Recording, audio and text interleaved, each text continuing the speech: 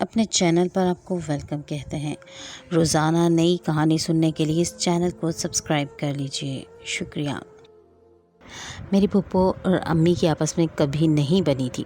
میری پھپھو جب بھی ہمارے گھر آتی میری امی کے ہر کام اور بات میں نقص نکالتی اور پھر دادی کے کان بھر لڑائی کراتی تھی۔ میری دادی بھی میری امی کے خلاف ہر وقت محاذ بنائے رکھتی اور کوشش کرتی کہ میرے ابو میری امی پر سختی کریں، مگر شکر کہ میرے ابو بہت اچھے انسان تھے۔ وہ اگر میری دادی اور پھپھو کی عزت کرتے تھے تو میری امی کا بھی بہت خیال اور احساس رکھتے تھے۔ اس وجہ سے دادی اور پھپھو کی امی کو مار پڑوانے کی چال کبھی کامیاب نہ ہوئی تھی۔ میری امی اور پھپھو ایک دوسرے کی نندیں بھی تھیں اور بھابیاں بھی۔ وٹے سٹے کی یہ رسم برسوں سے ہمارے خاندان میں چلی آ رہی تھی۔ یہ وٹا سٹا میرے دادا کی مرضی سے ہوا تھا۔ پھپھو اور دادی کی بالکل بھی مرضی نہ تھی کہ پھپھو کی شادی ماموں سے ہو۔ اسی وجہ سے پھپھو ہمیشہ ناخوش رہیں اور دادی میری امی کو منحوس کہتی تھی۔ اس کے برعکس میرے امی ابو اپنی زندگی میں بہت خوش تھے۔ میں اپنے والدین کی اکلوتی بیٹی تھی اور پھپھو کا ایک بیٹا تھا۔ پھپھو چونکہ اپنی شادی سے مطمئن نہیں تھی اس لیے زیادہ تر میکے میں ہی رہتی تھی۔ میرا ایک چچا بھی تھے، ان کے ایک بیٹے اور ایک بیٹی تھی۔ میری امی کی نسبت چاچی کے ساتھ پھپھو اور دادی کی بہت بنتی تھی۔ ایک تو چاچی کی سگی بھانجی تھی اور دوسرا دادی کی ایک ہی بیٹی تھی، اس لیے چچی کی شادی بدلے والی نہیں تھی۔ چچی بھی دادی اور پھپھو کی باتیں سن سن کر امی کو منحوس سمجھتی تھی، اس لیے وہ امی سے دور رہتی اور کبھی بھی امی کے ساتھ تعلقات اچھے کرنے کی کوشش نہیں کی۔ میرا کوئی بھائی نہیں تھا اور میری شدید خواہش تھی کہ میرا بھائی بھی ہو۔ پھر تقریباً 8 سال بعد میرا بھائی پیدا ہوا جس کا نام علی رکھا گیا۔ بھائی کو پا کر میں بہت خوش تھی۔ اسی دوران امی کو شہر میں لائبریرین کی جاب مل گئی اور بابا کی پہلے سے ہی اس طرح ہم شہر میں رہنے لگے۔ زندگی معمول کے مطابق گزر رہی تھی کہ ایک بھونچال آیا۔ آفس جاتے ہوئے بابا کا بہت شدید ایکسیڈنٹ ہو گیا۔ ان کو فوراً ہسپتال پہنچایا گیا مگر زخم اتنے گہرے تھے کہ بابا بچ نہیں پائے اور 2 دن کے بعد اللہ کو پیارے ہو گئے۔ ہمارے گھر قیامت برپا تھی۔ چاچو جو میرے بابا کے ایکسیڈنٹ کا سن کر فوراً آ گئے تھے اور دن رات میرے بابا کے ساتھ ہسپتال رہے تھے اور بابا کو بچانے کی ہر ممکن کوشش کی تھی۔ اب بابا کے چلے جانے سے ٹوٹ کے بکھرے تھے۔ چاچو کو اپنے بڑے بھائی سے دیوانگی کی حد تک پیار تھا۔ بابا کی موت کو برداشت نہیں کر پائے تھے اور 2 ماہ کے اندر اندر اپنے بڑے بھائی سے جا ملے تھے۔ ہمارے لیے یہ سب برداشت کرنا بہت مشکل تھا۔ دادی کی تو دنیا اجڑ گئی تھی کہ ان کے دونوں بیٹے ان سے جدا ہو گئے۔ چاچی کی بھی حالت خراب تھی۔ وہ اب برملا امی سے نفرت کا اظہار کرتی اور بولتی اس منحوس عورت کی وجہ سے مجھے بھی بیوقی کی چادر اوڑھنی پڑی۔ نہ اس کی نحوست سے بھائی صاحب کا ایکسیڈنٹ ہوتا اور نہ میرا شوہر اپنے بھائی کو بچانے چاہتا اور اپنی جان دیتا۔ میری دادی اور پھپھو کا بھی یہی خیال تھا، اس لیے میری امی کے لیے جیسے دکھوں کی دنیا آباد ہو گئی تھی۔ ایک شوہر کے بچھڑ جانے کے اس پر دادی، پھپھو اور چاچی کے طعنے اور امی سے نفرت، یہ سب نے امی کو بہت تنہا کر دیا تھا۔ دکھ کتنا ہی بڑا کیوں نہ ہو، وقت سب سے بڑا مرہم ہوتا ہے اور اسی مرہم سے ہم یہ غم جھیل گئے تھے۔ ہم تو بچے تھے مگر امی کے ساتھ تو یہ غم آسیب کی طرح چمٹ گیا تھا اور وہ آسیب تھا ہماری دادی جو اٹھتے بیٹھتے امی پر طنز کے تیر برساتی رہتی تھیں کہ پہلے نوکری کا بہانہ کیا اور اب میرے بیٹے کو بہلا پھسلا کر شہر لے آئی، مجھ سے دور کیا اور پھر میرے دونوں بیٹے کھا گئی۔ اب تو کلیجہ ٹھنڈا ہو گیا ہوگا۔ میں تو کہتی ہوں یہ عورت ہی منحوس ہے، پر میری سنتا کون ہے۔ ایسی باتوں سے امی کا چہرہ غم کی تصویر بن جاتا تھا۔ امی کے ساتھ ہم جب بھی گاؤں جاتے تو ایسی باتیں سننے کو ملتی۔ آخر ہم بچوں نے ماں کو گاؤں جانے سے روک دیا۔ جب ماں کہتی کہ گاؤں چلتے ہیں پھپھو کو ملنے تو ہم نے منع کر دیتے کہ اگر دادی پھپھو کو ہماری یاد آئے گی تو خود ہی ملنے آ جائیں گی، کیونکہ میرے ماموں کا انتقال ہو چکا تھا اور پھپھو اب مستقل دادی کے پاس رہنے لگی تھیں۔ دادی جب شہر ہم بچوں سے ملنے آئی تو امی کا جینا پھر دوبر ہو جاتا۔ امی بڑی صابر عورت تھی، انہوں نے کبھی پلٹ کر دادی کو جواب نہیں دیا تھا۔ جب دادی چلی جاتی تو گھر میں سکون ہو جاتا۔ امی اب ہماری ماں بھی تھیں اور باپ بھی۔ ہماری بہتر تعلیم اور پرورش امی کا اہم مقصد تھا۔ ہم دونوں بہن بھائی ہر سال اپنی جماعتوں میں امتیازی نمبر لے کر کامیاب ہوتے رہے اور اعلیٰ تعلیم حاصل کی۔ زندگی اسی طرح اپنی ڈگر پر چل رہی تھی کہ میری زندگی کے سمندر میں پہلا پتھر پڑا تھا۔ جب رات کو سب سونے کے لیے چلے گئے اور میں کچن میں سمیٹ رہی تھی تب امی نے میرے پاس آ کر کہا تھا، بیٹا علیشا، آج تمہاری دادی نے زہیب اور تمہاری شادی کی بات کی ہے۔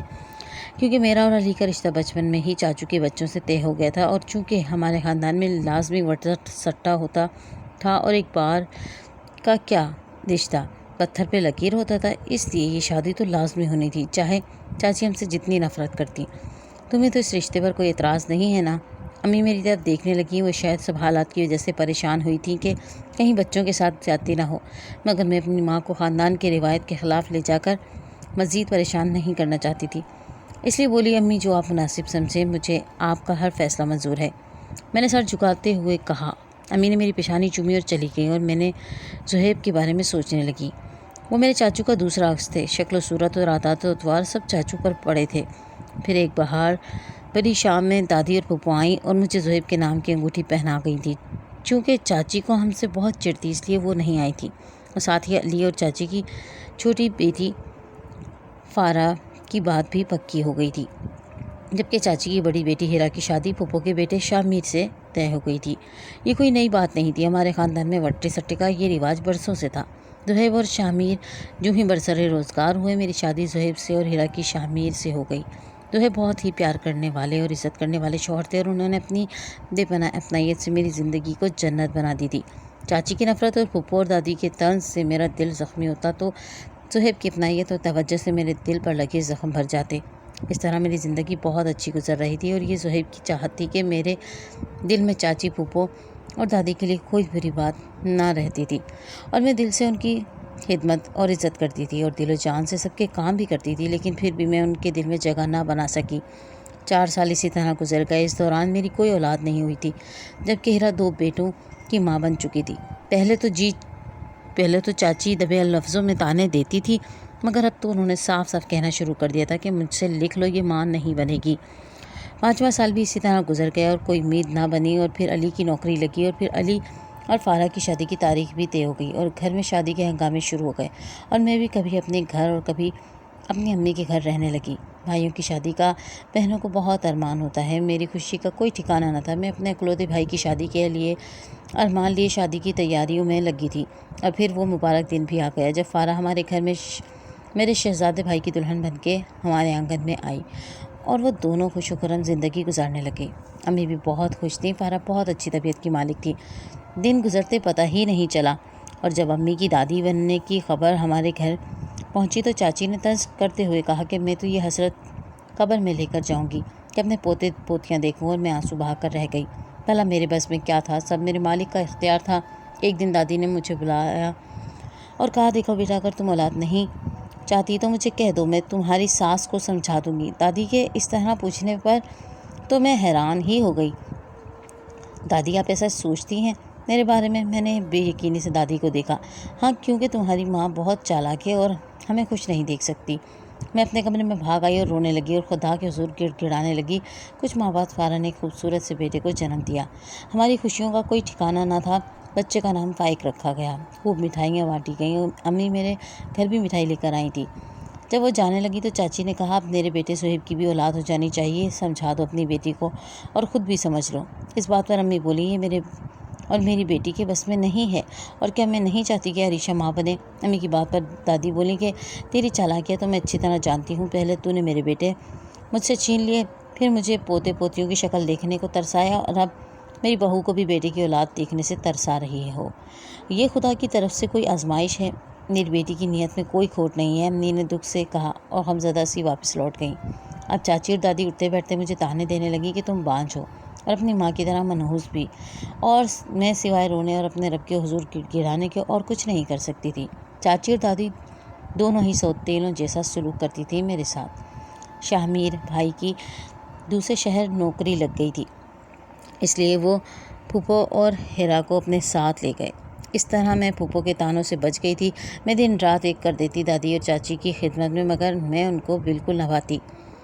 زہیب بھی اپنے کام کی وجہ سے دنوں تک گھر پر نہ آتے، ورنہ جب زہیب گھر پر ہوتے تو میری ڈھال بنے رہتے تھے، اور ان کے ہوتے دادی اور چاچی بھی تھوڑا کم ہی بولتی تھی مجھ پر۔ ایسے ہی دن گزرتے گئے کہ دادی بھی گزر گئیں، گھر میں خاموشی رہنے لگی تھی۔ چاچی نے مجھ سے بات کرنا ہی چھوڑ دی تھی، مجھے دیکھتے ہی منہ موڑ لیتی تھی، جس سے مجھے بہت دکھ ہوتا تھا، مگر میں پھر بھی ان کی جی جان سے خدمت کرتی تھی۔ ایک دن میں کچن میں کام کر رہی تھی، زہیب آفس سے آئے تو چاچی صحن میں بیٹھی تھی۔ انہوں نے زہیب سے کہا کہ فارا کے ہم اب دوسری اولاد ہونے والی ہے اور ہیرا 3 بچوں کی ماں بن گئی، مگر میں تو یہ آرزو لے کر تمہارے ابا کی طرح قبر میں چلی جاؤں گی۔ اور پھر چاچی رونے لگی۔ یہ آپ کیا کہہ رہے ہیں امی جی، خدا نہ کرے کہ آپ کو کچھ ہو، زہیب نے پریشانی سے کہا۔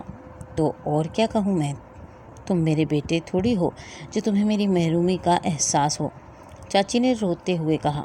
امی آپ کو کیا ہو گیا ہے، کیوں ایسی باتیں کر رہی ہیں، میں بھلا اپنی ماں کا احساس کیوں نہیں کروں گا، زہیب نے چاچی کا ہاتھ چومتے ہوئے کہا۔ اگر ایسا ہے تو تم دوسری شادی کر لو، چاچی نے صاف صاف کہہ دیا۔ چاچی کی بات سن کر زہیب حیرت زدہ سے ان کی طرف دیکھنے لگے اور جیسے دکھ سے بولے، امی عریشہ صرف میری بیوی ہی نہیں، میرے مرحوم تایا کی بیٹی بھی ہے، اور یہ شادی تو آپ بڑوں کی مرضی سے ہوئی تھی نا، اور پھر عریشہ تو بے قصور ہے، اس کو کس بات کی سزا دوں، میں اس بانجھ عورت کا کیا کروں، اور پھر تم میرے اکلوتے بیٹے ہو، اور ویسے بھی میں اس شادی پر بالکل بھی راضی نہیں تھی، نہ میں بیٹی دینے پر راضی تھی اور نہ ہی اس منحوس کو اپنے بہو بنانے پر راضی تھی۔ یہ باتیں سن کر تو میں جسے بالکل ٹھنڈی پڑ گئی تھی اور چھپ کر رونے لگی۔ دوسرے دن زہیب ڈیوٹی پر چلے گئے۔ اب میں خدا سے خوب بلک بلا کر دعائیں مانگتی۔ میں نے اور زہیب نے ہم دونوں کا معائنہ بھی کرایا تھا، جو بالکل ٹھیک تھا، مطلب ہم دونوں میں کوئی نقص نہیں تھا۔ امی نے بھی میرے لیے بہت وظیفے منتیں مانگی ہوئی تھیں۔ پھر کچھ ٹائم گزرا اور ایک رات میں اپنے رب کے حضور بہت گڑ گڑائی اور دعائیں مانگی کہ اللہ تو میری آزمائش ختم کر دے اور میری گود بھر دے۔ میرے مولا، میں روتے روتے جائے نماز پر ہی سو گئی۔ خواب میں نے دیکھا کہ ایک سفید فراق میں ملبوس بہت ہی پیاری بچی میری گود میں ہے۔ جب میری آنکھ کھلی تو دل پر عجیب سی سرشاری تھی۔ میرا روم بہت خوش تھا۔ زہیب آئے تو میں نے انہیں بھی اپنا خواب بتایا، وہ بہت خوش ہوئے۔ خدا ہمیں ضرور اولاد کی خوشی دے گا اور ہمیں کوئی جدا نہیں کر سکے گا۔ میں نے دل ہی دل میں ان کی بات پر آمین کہا اور پھر کچھ ماہ بعد ڈاکٹر نے مجھے ماں بننے کی نوید سنائی تھی۔ اب جب فارا دوسرے بیٹے کی ماں بنی تو میری گود بھی بھرنے کو تھی۔ چاچی سمیت سب کو دوہری خوشی ملی تھی اور چاچی کا رویہ میرے ساتھ تھوڑا بہتر ہو گیا تھا۔ چند ماہ بعد میری گود میں بھی ایک پیاری سی بچی تھی، اس کا نام میں نے خوشی رکھا تھا۔ چاچی بھی پوتی کے ساتھ بہل گئی تھی اور دونوں پھوپھیاں اپنی بھتیجی کے لاڈ اٹھاتے نہ تھکتی تھیں۔ زہیب کی تو جان بسی تھی۔ خوشی میں ہمارے گھر میں خوشیاں ڈیرے ڈالنے لگیں۔ جب بھی فارا اور ہیرا کے بچے آتے اور ان کے ساتھ ہماری خوشی طوطی زبان میں باتیں کرنے کی کوشش کرتی تو گھر کا آنگن جیسے مسکرانے لگتا، اور میں سوچتی کہ بچوں کے بغیر تو زندگی بالکل بے مزہ تھی۔ زندگی اسی طرح خوشیوں کے ساتھ گزر رہی تھی، لیکن اللہ نے میرے نصیب میں مزید آزمائش لکھ دی تھی، جس نے مجھے توڑ کر رکھ دیا تھا۔ ایک دن زہیب نے فون کر کے بتایا کہ آج میں آ رہا ہوں۔ میں نے ان کی پسند کا کھانا بنایا، خود بھی تیار ہوئی کیونکہ میں زہیب کو سجی سنوری اچھی لگتی تھی۔ خوشی کو زہیب کی پسند کے مطابق تیار کیا اور ہم ان کا انتظار کرنے لگے۔ زہیب دوپہر تک آ جاتے تھے، مگر دوپہر سے شام ہو گئی، فون بھی نہیں لگ رہا تھا۔ چاچی بار بار مجھ سے پوچھتی کہ فون ملایا، مگر فون نہیں مل رہا تھا۔ پتہ نہیں کیوں میرا دل گھبرانے لگا تھا۔ شام کے وقت علی گاڑی لے آیا اور کہنے لگا کہ زہیب بھائی کا فون آیا تھا، تمہیں اور چاچی کو لے آؤں۔ میں حیران ہوئی کہ ایسا تو پہلے کبھی نہیں ہوا تھا۔ سچ سچ بتاؤ، کیا ہوا ہے، سب خیریت تو ہے نا؟ میں نے بے قراری سے پوچھا۔ کوئی بات نہیں ہے، بس راستے میں زہیب بھائی کا معمولی سا ایکسیڈنٹ ہوا ہے، علی نے کہا۔ کیا پھوپھو اور میں ایک ساتھ چیخیں۔ گھبرانے کی کوئی بات نہیں ہے، خدا خیر کرے گا، علی نے ہمیں دلاسا دیا۔ ہم جلدی علی کے ساتھ روانہ ہوئے۔ ہسپتال پہنچے تو پتہ چلا کہ زہیب کو شدید چوٹیں آئی تھیں۔ انہوں نے میرا ہاتھ تھاما جیسے دلاسا دینا چاہتی ہوں، اور چاچی سے بس 2-3 ٹوٹی پھوٹی باتیں کی اور پھر ہمیں چھوڑ کر اس دنیا سے چلے گئے اور ہمیں اکیلا کر دیا۔ ہم پر تو قیامت ٹوٹ پڑی تھی، مجھے غشی کے دورے پڑنے لگے تھے۔ میں اپنے حواس کھو دیتی جو اگر خوشی کا ساتھ نہ ہوتا تو۔ اس دکھ کو لفظوں میں بیان نہیں کر سکتی جو مجھ پر بیتا۔ میرا چاہنے والا شوہر مجھے اکیلا کر گیا تھا۔ اسے ہی روتے دھوتے تکلیف میں زہیب کا 40واں ہو گیا۔ 40ویں کے بعد چاچی نے علی سے کہا کہ میری بیٹی نہیں جائے گی تمہارے ساتھ، اور تم اپنی بہن کو لے جاؤ اور جا کر اپنی اماں کے پاس رکھو۔ علی نے بھی بحث نہیں کی۔ چاچی کا دکھ بھی بڑا تھا، اس لیے میں اپنی بیٹی خوشی کے ساتھ امی کے گھر آ گئی۔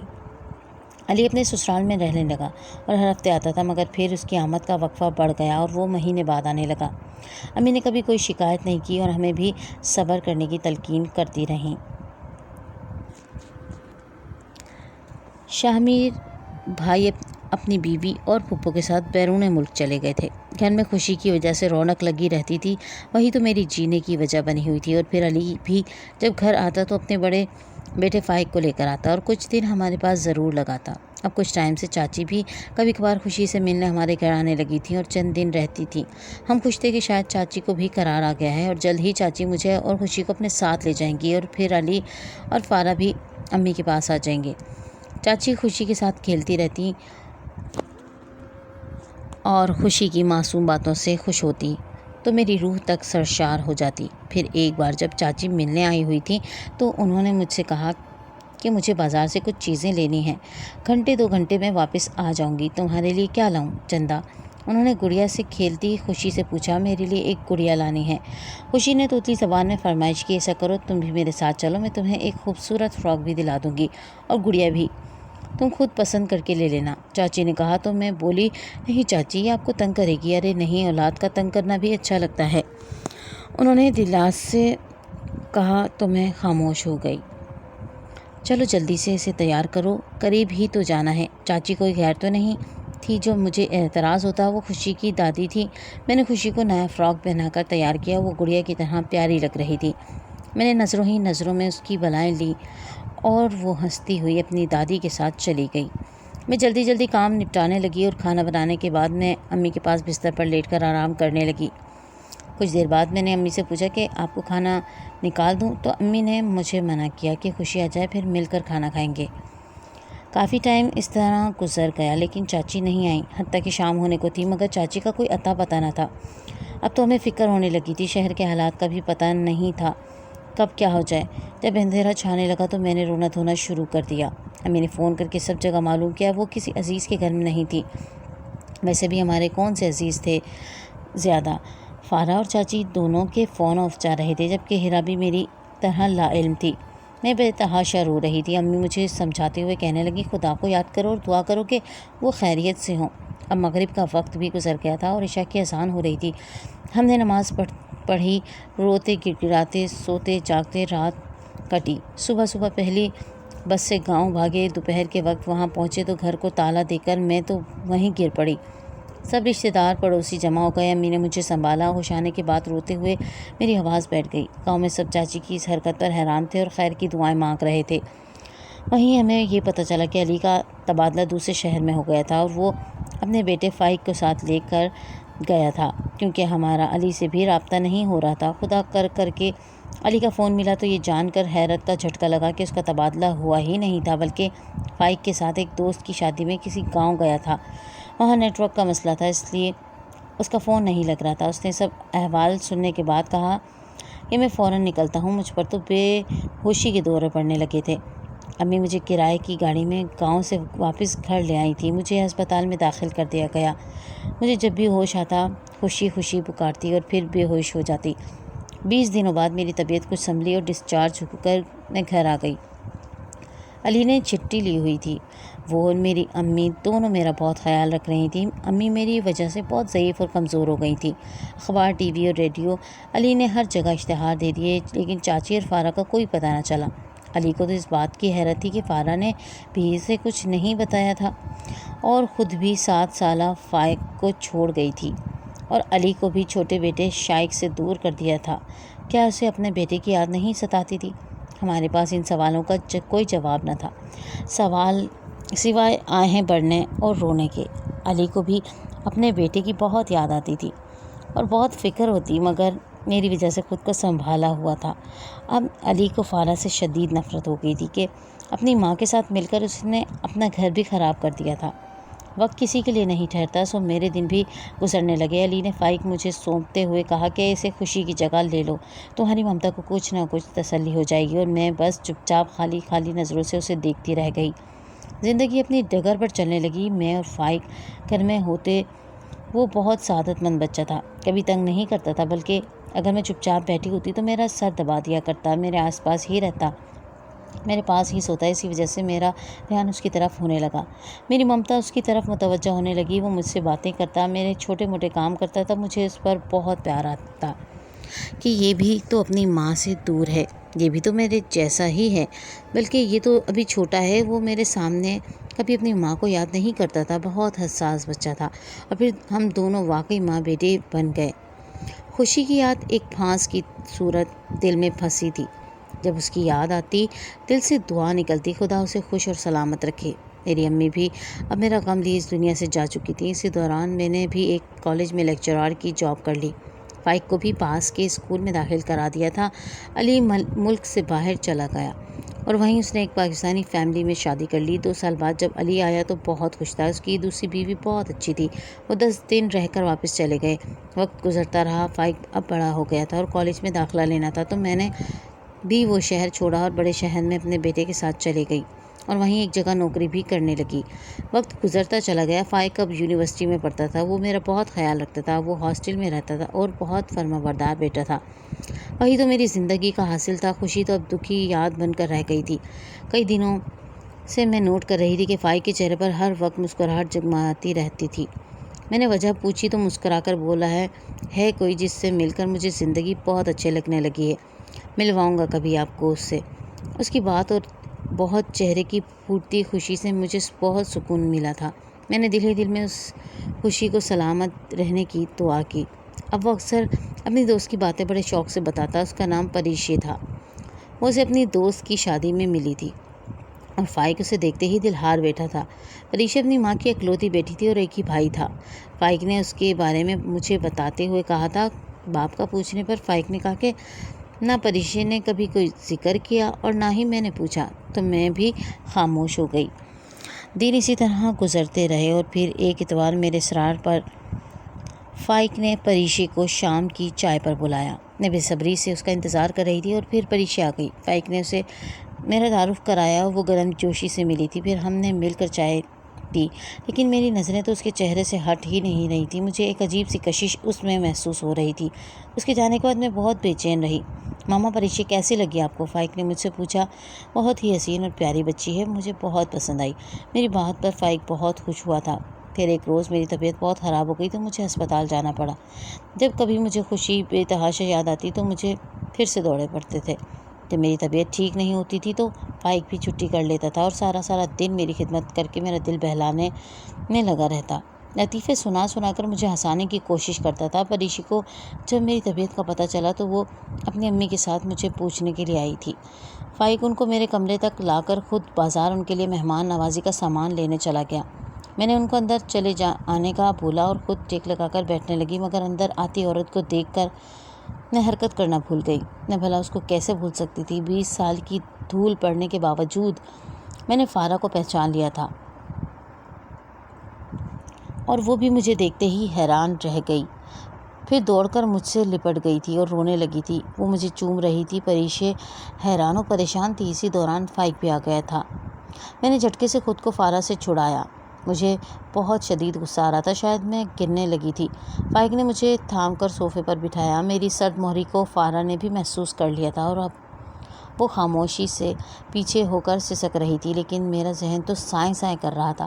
کچھ سمجھ نہیں آ رہا تھا کہ کیا کہوں اور کیا نہ کہوں۔ پھر فارا نے روتے ہوئے پریشے کو میرے سامنے کیا اور بولی، بھابھی یہ آپ کی بیٹی خوشی ہے، جسے میں نے آپ کی امانت کی طرح رکھا اور اپنے بچوں سے زیادہ پیار دیا ہے۔ میں آپ کی مجرم ہوں، مجھ سے بے شک نہ بولنی، لیکن اپنی بیٹی کو تو سینے سے لگا لیں۔ میں نے پریشے کی طرف دیکھا، وہ حیرت سے مجھے دیکھ رہی تھی۔ میں ایک دم اٹھی اور اسے سینے سے لگا لیا اور دیوانوں کی طرح اسے پیار کرنے لگی۔ اب آنسو بہانے کی باری میری تھی۔ میری بچی، میری خوشی مجھے مل گئی تھی۔ جب جذبات کا طوفان تھما تو گلے شکوے شروع ہوئے اور تب فارا نے روتے ہوئے بتایا کہ چاچی کی کیا سوچ تھی وہ بھی نہیں جانتی تھی۔ ان کو یقین تھا کہ تم ماں بیٹی منحوس ہو، جنہوں نے ان کا شوہر اور بیٹا ان سے چھین لیا، اور وہ چاہتی تھیں کہ جس طرح بیٹے کی جدائی میں تڑپتی ہیں اسی طرح تم بھی اولاد کا دکھ ملے۔ اور یہ سب کچھ مجھے بھی نہیں پتا تھا۔ اگر معلوم ہوتا تو میں علی کو بھی بتا دیتی اور کبھی نہ جانے دیتی۔ میں بھی اپنے بیٹے کی جدائی میں دن رات تڑپتی ہوں۔ آپ ماں بیٹی کو سزا دیتے دیتے میری ماں نے مجھے بھی سزا دے ڈالی۔ وہ مجھے شائق اور خوشی کو لے کر ایک دربار پر جانے کے بہانے بہت دور لے گئی تھی۔ جہاں سے اکیلے آنا مجھ اکیلی عورت کے بس کی بات نہ تھی، اس لیے سوائے رونے تڑپنے کے میرے پاس اور کوئی چارہ نہ تھا۔ اور پھر امی فالج کا عذاب سہ کر اس دنیا سے چل بسی۔ آخری وقت میں وہ تمہیں یاد کر کے اپنے گناہوں کی معافیاں مانگتی رہی تھی، اور پھر جب میں جیسے تیسے واپس لوٹی تو سب کچھ بدل گیا تھا۔ ہر کوئی اپنے ٹھکانے پر نہیں تھا، اور اگر جن کے موبائل تھے بھی تو میرے پاس کسی سے رابطے کا ذریعہ نہ رہا تھا۔ فارا رو رہی تھی، یہ رہا تمہارا بیٹا فائق۔ میں نے فائق کو اس کے سامنے کیا تو فارا تڑپ کر اپنے بیٹے کو سینے سے لگا کر رونے بھی لگنے لگی تھی اور اسے بے تحاشا پیار کر رہی تھی۔